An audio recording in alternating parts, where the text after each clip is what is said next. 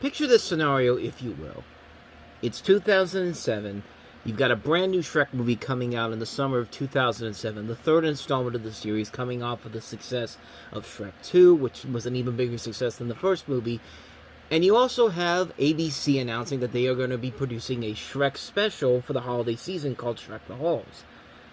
Now, if I was to ask you the question of which one was going to be the better Shrek product released in 2007, most of you would have said Shrek the Third, right? Yeah, that's what I would have thought too, but of course Shrek the Third turned out to be a typical cash grab sequel, and definitely lesser compared to the original Shrek movies, but who would have guessed that Shrek the Halls would be the one thing that came out of Shrek in 2007 that would still have life and still be airing on TV almost 20 years later? Well, that's exactly what happened, and you know, honestly, when you really think about it, Shrek the Halls is one of those specials that, I mean, it's one of the last big holiday specials produced on television. We're going to get to another one tomorrow, and of course there's a couple of other ones I could mention too, like the Toy Story specials. When you come to think of it, I probably should have brought up the Toy Story Christmas special for this particular Christmas in July, but we'll save it for next year. But yeah, Shrek the Halls. This is, of course, the Christmas special featuring the Shrek gang and all that, taking place after the events of Shrek the Third, as Shrek and his family, now with 3 kids, go back to the swamp and all that.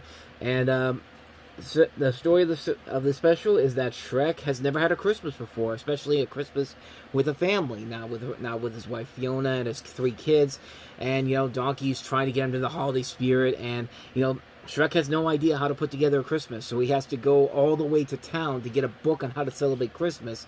And they do it in their own unique way, and out of nowhere, Donkey and all the Shrek gang come together for Christmas Eve, and you know, Shrek's trying to put together a perfect family Christmas, and you know, you kind of get where the message is going to go here. It's just like, you know, it's not just about your family, it's about all your family and friends coming together to celebrate the holiday season, even though you never celebrated the holidays before.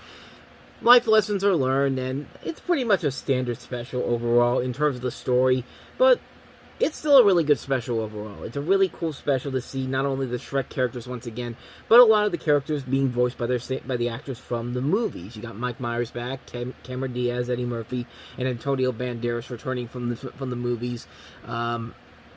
And, you know, it's really one of those specials where it works because you do like the creativity that goes into the special. It felt like they put more effort in the creativity of the humor in this special than they did in Shrek the Third. Shrek the Third really was one of those movies where there were times when it could be funny and could be creative with its jokes, but it was pretty much predictable territory, and it kind of suffered the same problems that a lot of those sequels in 2007 had, where it was just too much going on in the plot and all that to really stand out as something as good as the previous material. But Shrek the Halls did have a lot of stuff going on, and yet they were able to do it all very convincingly in only a 30-minute short and all that. And it was really good. It was a really well-done short.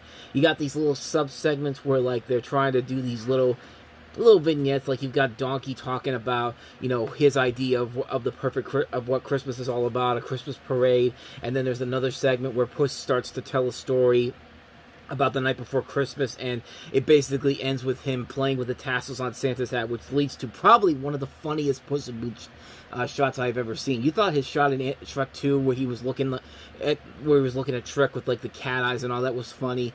The way that he just stops what he's doing and just starts playing with that, the bell on the Santa hat, is just one of the funniest shots I have ever seen. And leads into one of the most hilarious part of this whole thing, where, and also kind of terrifying too, where Ginty's telling a horror story about how him and his girlfriend were eaten by Santa Claus, and they make Santa Claus look like the most evil thing ever. Like, he literally has the Godzilla roar and all that, and it's really funny stuff overall.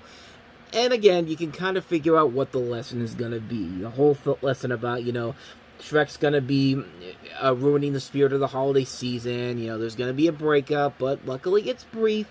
And, you know, Shrek has to realize that, yeah, he screwed up big time. He's got to go out and apologize and basically tell everybody that, hey, I never had a Christmas before, so, yeah, I'm not used to this kind of stuff here. Everyone makes up at the end, and then Shrek tells a unique tale of a twist on the night before Christmas. It ends with them seeing Santa and Gingy running back into the house. End of the special. Christmas is saved. Hooray.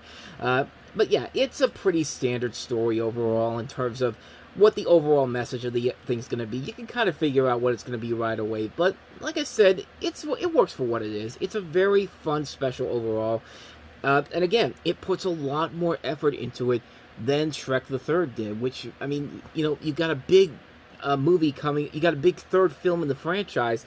And you think you're going to put all the effort into that, but that felt like more of a cash grab than the thing that everyone was expecting to be the cash grab, which was Shrek the Halls.